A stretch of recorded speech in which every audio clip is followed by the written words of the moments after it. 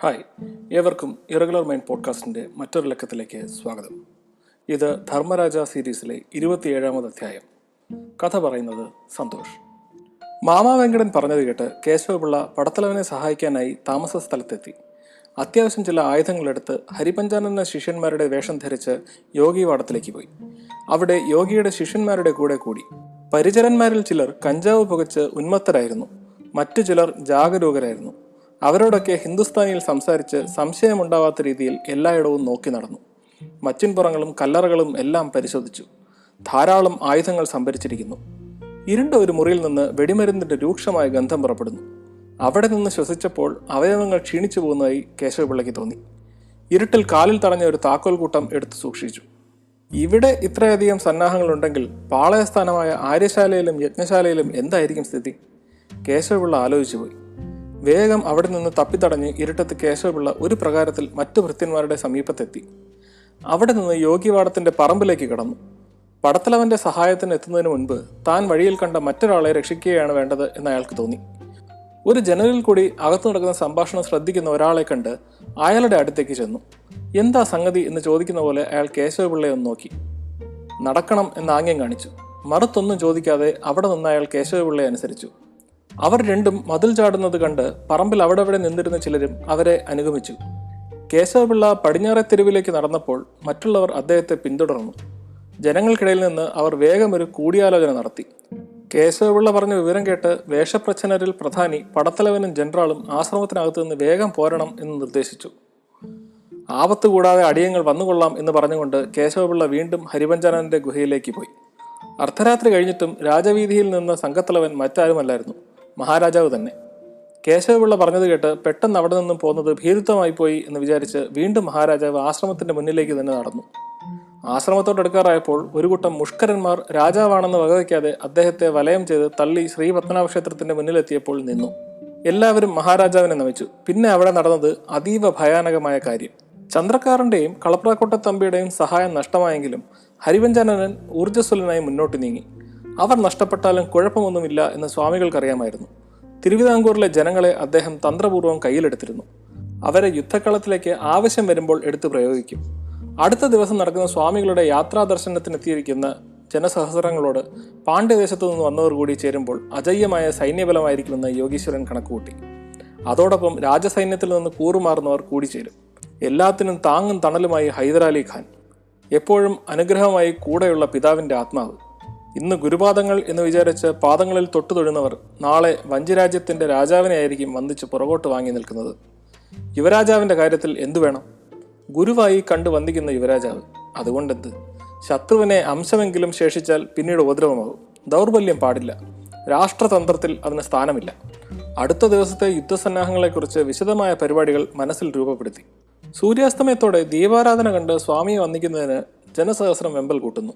സ്വാമി ആവട്ടെ പെട്ടെന്ന് അപ്രത്യക്ഷനാകുന്നു. അദ്ദേഹം പിന്നെ വെളിയിലേക്ക് വന്നില്ല. കാത്തുനിന്ന ഭക്തന്മാർ നിരാശരായി. വിശപ്പ് അവരെ സ്വാധീനിച്ചു തുടങ്ങി. ഭക്ഷണം അന്വേഷിച്ച് പതിയെ പിരിഞ്ഞുപോയി തുടങ്ങി. ആശ്രമം പൂർണ്ണ നിശബ്ദതയിലേക്ക് താണു. ദീപങ്ങൾ അണഞ്ഞു തുടങ്ങി.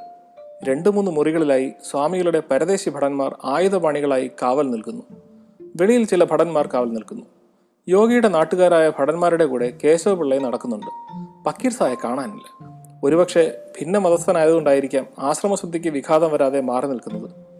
സിംഹത്തെ പോലെ ജ്വലിക്കുന്ന കോപത്തോടെ യോഗീശ്വരൻ പൂജാമുറിയുടെ മുൻഭാഗത്തുള്ള മുറിയിൽ രൂക്ഷരൂപിയായി ഇരിക്കുന്നു. വിരിഞ്ഞ മാറിടം ശ്വാസവേഗത്താൽ ഉയർന്നു താഴുന്നു.